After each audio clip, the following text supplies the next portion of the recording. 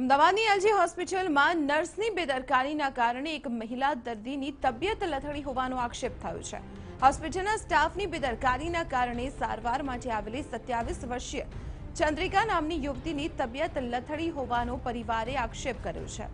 હોસ્પિટલમાં ચંદ્રિકા નામની એક વૃદ્ધા પણ સારવાર માટે આવી હતી, ત્યારે વૃદ્ધાને આપવાનું ઇન્જેક્શન 27 વર્ષીય ચંદ્રિકાને આપી દીધું હોવાનો પરિવારે આક્ષેપ કર્યો છે।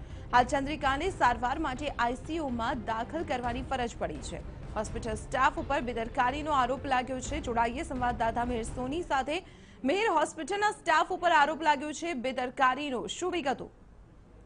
દીપાલી, ફરી એક વખત એલજી હોસ્પિટલના જે તંત્રની બેદરકારીના કારણે એક યુવતીની તબિયત લથડી છે।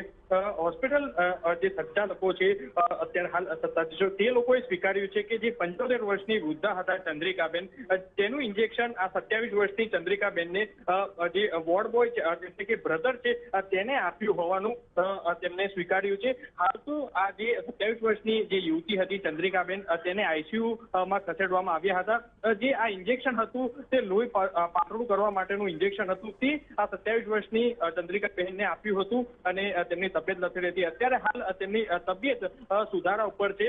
હાલ તો પરિવારજનોએ પણ આજે આક્ષેપ કર્યો હતો અને જેના આધારે મણિનગર પોલીસ સ્ટેશનમાં અરજી કરી છે। હાલ હોસ્પિટલના જે એલજી હોસ્પિટલના સુપ્રિન્ટેન્ડન્ટ છે તેને આ વાત સ્વીકારી છે અને પગલાં લેવાનું અત્યારે હાલ બાંયધરી આપી છે। મેહર, આભાર માહિતી આપવા બદલ। તો આપણે જણાવી દઈએ, હોસ્પિટલ સ્ટાફની બેદરકારી સામે આવી છે। જોકે હોસ્પિટલના સુપ્રિન્ટેન્ડન્ટે આ સમગ્ર બેદરકારીને લઈને સ્વીકાર પણ કર્યો અને પગલાં લેવાની ખાતરી પણ આપી।